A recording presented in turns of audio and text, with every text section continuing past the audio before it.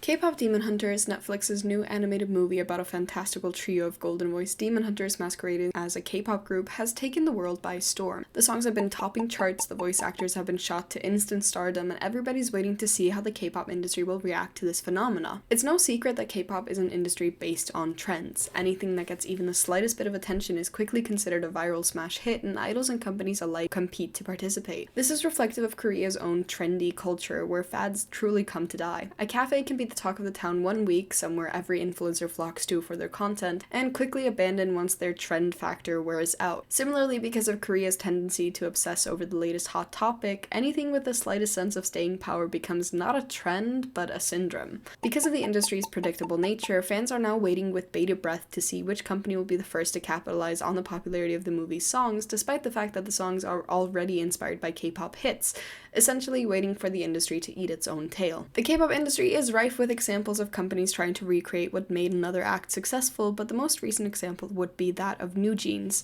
Debuting to instant success owing to their timely branding and strong backing, NewJeans sprung onto the K-pop scene with a guerrilla approach to their debut. Their first music video dropped on July 22nd, 2022, and took the world by storm. Attention would end up competing with their song Hype Boy just a day later, and when the two were finally released digitally on August 1st alongside their associated EP, Attention became the chart topper with Hype Boy close behind. Despite this unconventional approach, NewJeans were not a trend that faded fast, and Hype Boy received its first music show trophy in April 2023, roughly 9 months after release. Idols and Korean celebrities would show off the choreo any chance they got, and their Y2K aesthetic and branding was at the forefront of a nostalgia wave that crashed into the Korean entertainment scene. Nostalgia has always been a good marketing tactic, and NewJeans managed to debut with a concept at a time when the global market was romanticizing the late 90s, early 2000s era, commonly known as Y2K. Ironically, playing into this nostalgia got the group branded as fresh and unique in the K-pop scene. And what happens when something is fresh and unique in K-pop? You make me wanna blush. I give a second chance at you. Girl, you love and see you.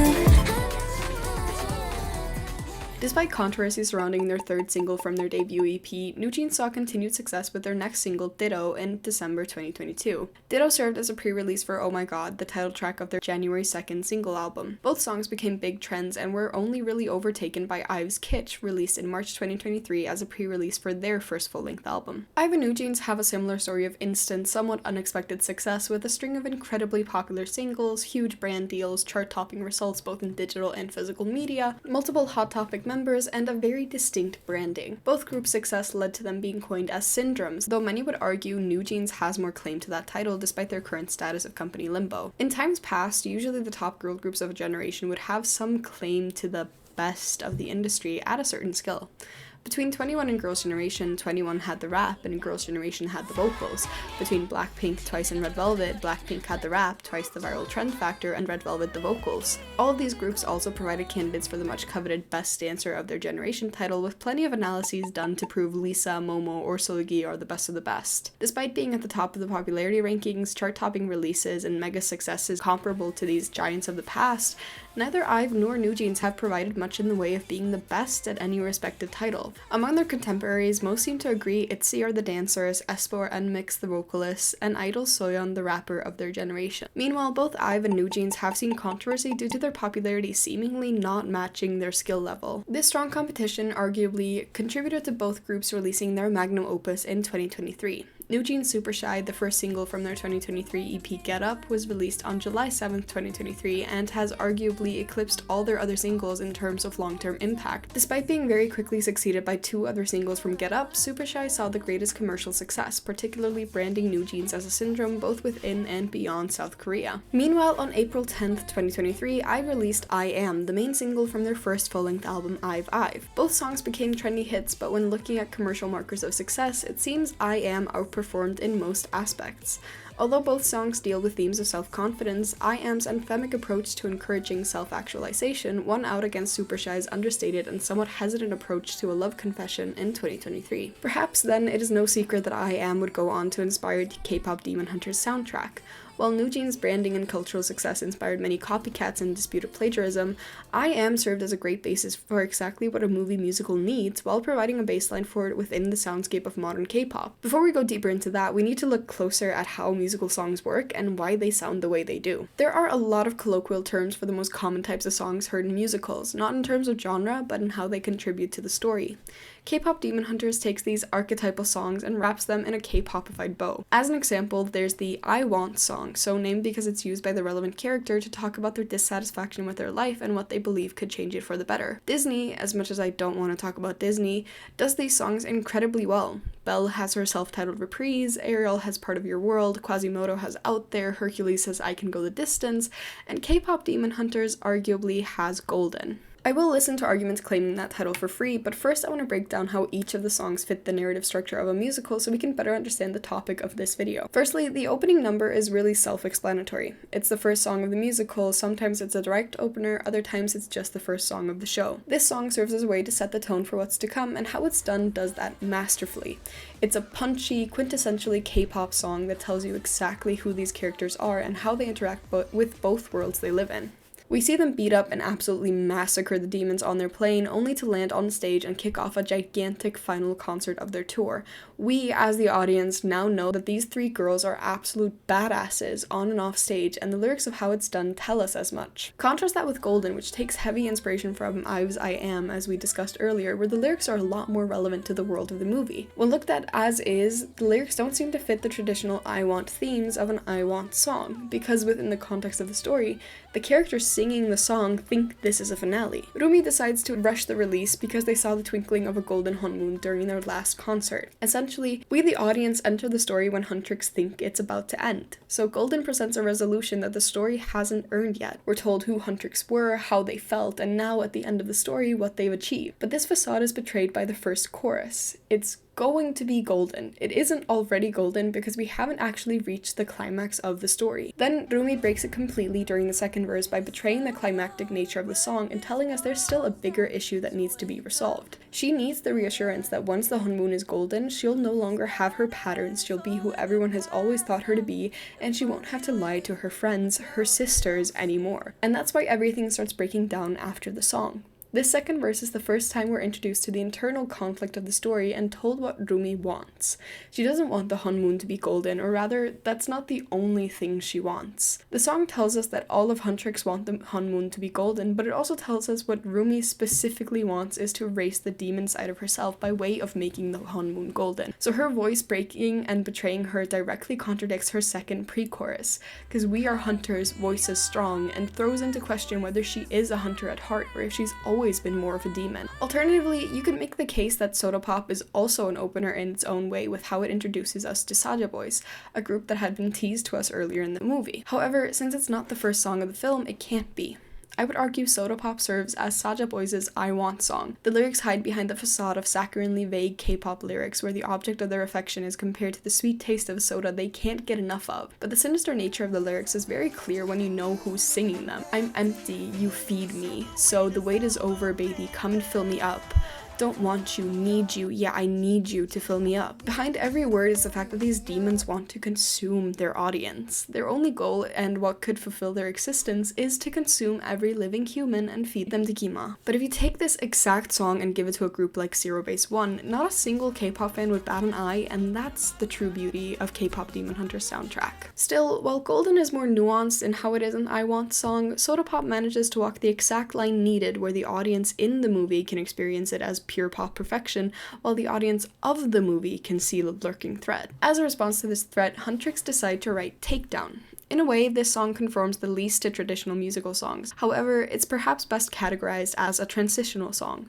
The song marks the moment Rumi feels most conflicted about her relationship with her fellow hunters as their hatred of demons is on full display. Highlights include a demon with no feelings don't deserve to live, when your patterns start to show it makes the hatred want to grow, and the entirety of the bridge is Rumi essentially telling herself all her biggest fears are true. All of these conflicting feelings are what leads to Rumi suggesting to Mira and Zoe that this song doesn't represent them. Golden does. does, again emphasizing the importance of the lyrics to Rumi's personal journey. She doesn't want to hear her friends, her family, sing about how they would despise her if they only knew. She wants the honmun to become golden so she can leave all of that behind her. Free is then introduced as a pretty traditional ballad song between Rumi and Jinu, serving as a joint I want song. The two characters are finally able to express their true want without hiding behind the metaphors and vagueness of traditional K-pop. The song is aptly named as the two of them, for the very first time, are able to freely express themselves and believe that their demonic nature doesn't define their whole being. This leads us to a reprise of Golden and immediately showcases the contrast of the two songs when the demons reprise take down to target and expose Rumi. Rumi's apprehension with the song is fully realized as her friends do abandon her when they realize she's been lying to them the whole time. When your patterns start to show, it makes the hatred want to grow becomes a self-fulfilling prophecy. The 11 o'clock song is the penultimate number in the movie. The name is taken from the song's traditional placement around 11 p.m. in Broadway shows. This places the song around the midway point of Act 2 and serves as a way to prepare the audience for the show-stopping finale. In the case of K-pop demon hunters,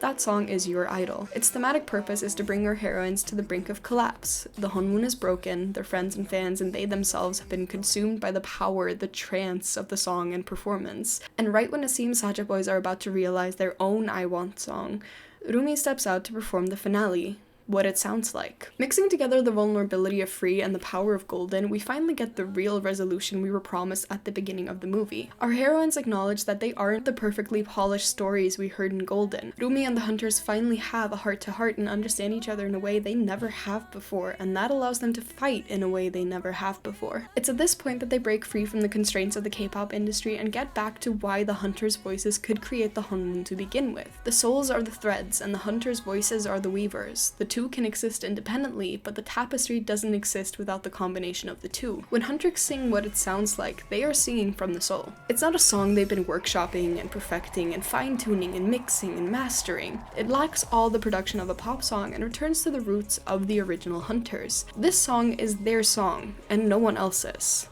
This self-realization and true presentation of who they are and why they fight and why they'll win allows them to not only defeat Gima and achieve an iridescent and complete honmun, but also free themselves, their people, and Jinu. It wasn't golden, but free. So what does this tell us about the current state of K-pop? Well, many have pointed out that Free and What It Sounds Like are the real story of the movie in multiple ways. The most telling for this case is the fact that these are the only songs where Rumi is using her chest voice more than her head voice.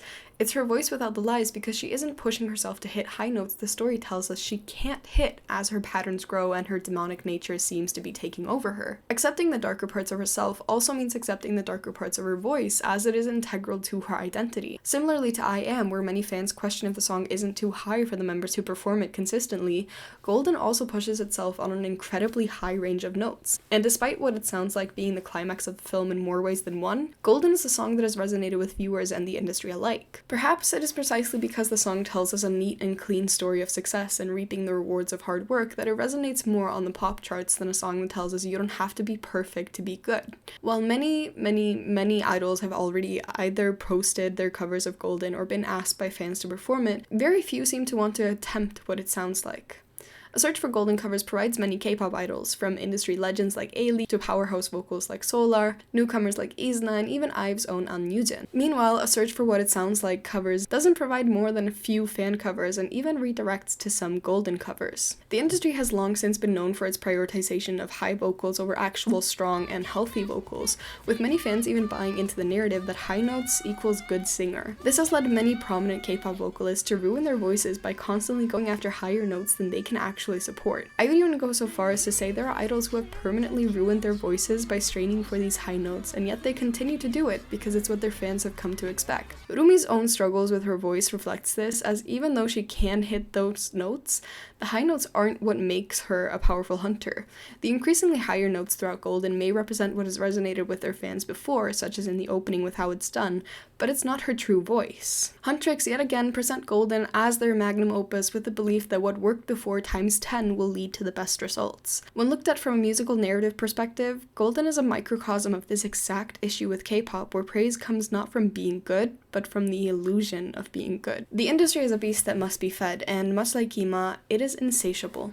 Every now and then, something will come along that the industry can't readily recreate, whether it's because the K-pop machine lacks the skills or the heart to do it. In 2018, K-pop legends and heavy Soulja Boy's inspirations EXO released Tempo, the title track from their 5th full-length album. Much like NewJeans, IVE, and Soulja Boys, EXO became a trend shortly after their debut and took over the trend cycle in no time at all. 6 years after their debut, they had managed to create trends consistently and are still, to this day, cited as inspirations in the world of K-pop. With Tempo, the extent of this influence was revealed as producer Mars, one of the main producers behind Tempo, stated on his Instagram that multiple K-pop agencies had approached him asking either for a Tempo 2.0 or to specifically make their artists sound like EXO. His reply was simple. He can't make anyone sound like EXO because you can't recreate EXO, and Tempo only exists because it was made for EXO. And there's not been a song since that managed to recreate Tempo, though a music video has attempted to look like it. Thus, we could make the argument that the lack of love for what it sounds like from the industry can be explained in the same way. Nobody's covering it because they can't sound like Huntrix. They can't provide that same emotional resonance.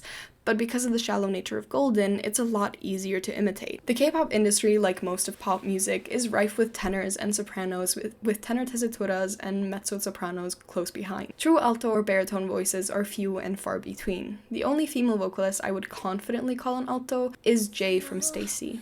Most others fit the definition of a mezzo-soprano. There are more baritones around, but most of them sing in tenor ranges or rap. So it is an interesting choice, particularly as there is a fairly divisive debate about what kind of voice EJ or Rumi has, with some placing her firmly in soprano, others conservatively in mezzo, and a few claiming her as an alto due to how these songs and their struggles are presented narratively in the movie, and because many non-singers with alto ranges find their songs to be a lot more comfortable than most K-pop songs. Interestingly enough, after their smash success with I Am, IVE returned with 3 title tracks for the same mini-album, all of which focused on much lower ranges and did not require their 2 most competent vocalists to shoot for the stars in every chorus. And along with that came a rise in easy listening, or more aptly named easy singing, K-pop songs from all over. Less distinct vocal tones, less demanding notes, perfectly polished performances hiding underneath the facade of playful, nonchalant moves. At its core, K-pop is more like Soulja Boys than Huntrix by the end of the movie. Faux authenticity is praised while real authenticity gets buried. Worshipping at the altar of your idols is more accepted than criticizing them. As K-pop fans, we willingly participate in a system that subjugates kids as young as 8 to insane standards, whether those be in skill or looks. One wrong move can lead to a hate train against an idol for years. Even false accusations can ruin a promising career without providing any evidence for its claims. But if you're big enough, you could lead your fanbase to the mouth of an all-consuming demon and still have people defend you. Golden is about as much vulnerability as the average K-pop fan can stand before they start getting mad. The manufactured nature of K-pop has been criticized for years, and despite many fans and non-fans claiming they would respect the artistry of K-pop more with increased authenticity, clearly we can see more people want the false comfort of Golden than the raw reality of what it sounds like. And what it sounds like is still a polished pop song. But it's not enough for Golden to be an insane vocal showcase. IZNA's performance of Golden for KCON LA has drawn criticism for being completely lip-synced. It's a clear case of irony that the song that's receiving the most covers, because it allows these idols to prove their worth vocally, is taken by a 5th generation group and turned into a dance performance, especially because Golden doesn't really have much of a choreography to begin with. Rumi spends half the performance in the movie swinging from the skies. On top of that, the choreo they decided to perform makes it even harder to sing the actual song with multiple head rolls, choreography, and body contortions that restrict vocals. Although not intentional, this decision says a lot about what the industry values and what skill is allowed to be faked. It wasn't enough for this rookie group to take the opportunity and showcase their vocal skills without focusing on dance by doing a more stripped-back performance with little to no choreo. A conscious choice was made to defy what people expect from a Golden cover, to seek quick trend gratification by participating in the trend without participating in it. When I watched the movie and saw its soundtrack's chart success, I felt a twinge of excitement that it might mean K-pop companies start giving us vocal-heavy songs with less of a performance focus. Soda Pop is the only song on the soundtrack that sparked any kind of dance challenge, and it feels fitting. It's a perfectly tailored K-pop song meant to get stuck in your head and justify an explosive debut that easily takes over a top-performing girl group. Obviously, it should be the song to get popular from something as shallow as a shoulder shimmy dance. Soulja Boys are supposed to represent the lack of depth we often see in K-pop, while Huntrix are supposed to show us the power of authentic performances. Yet it seems the K-pop industry didn't get the message message and is instead, as it always does, treating the movie as another trend to milk instead of a real piece of art trying to tell it something about itself. And all that culminates in a lip-synced performance of a viralized song that never told us the full story to begin with. As the year passes by, the K-pop industry will continue to milk K-pop demon hunters until it can't. My personal prediction is that some end-of-year show will take the opportunity to put on performances of the songs from the movie, either with trendy groups or fresh-faced rookies. And no matter how impressive those performances will be, there's a near 100% guarantee that they too will be fully lip-synced to ensure perfection. Maybe the industry will prove me wrong. Maybe we'll get to see some sliver of authenticity as they beat the horse, but history tells us it probably won't. While I would personally welcome more groups embracing powerful vocals and live performances in the spirit of Mamamoo, the recent news of Purple Kiss's disbandment does not promise a bright future for groups who do prioritize those two things. Rather, I fear the industry will continue to take the wrong subliminal message from the success of the soundtrack and instead start churning out those copycat songs I previously mentioned, becoming an imitation of an imitation.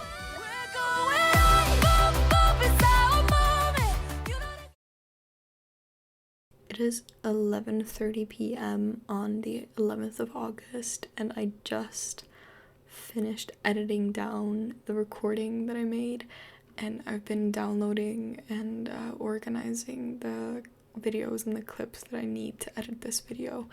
And as I'm scrolling through trying to find like more clips from the movie that I can use, essentially, I come across a cover of What It Sounds Like uploaded by Idol's Uki 3 days ago, meaning on the 9th of August. So I want to set the record straight that I wrote this script on the 7th of August, and the last edits I made to it were yesterday.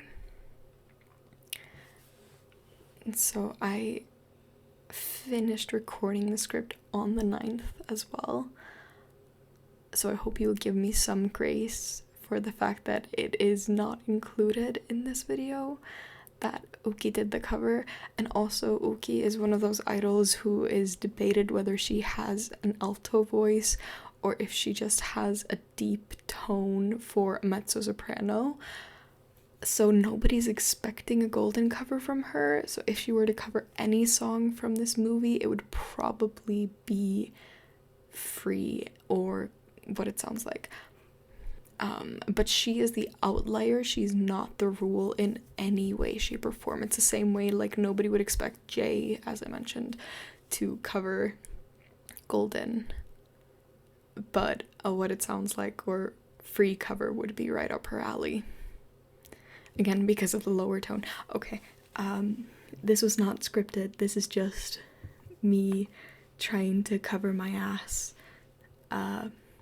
Wrote and recorded before I actually saw that upload, and the upload was after I wrote the entire script, and it doesn't ruin it, but it does sort of undermine my closing argument points. So, she's the outlier, she's not the rule. Please don't discredit my entire video because of that one thing. Okay, bye.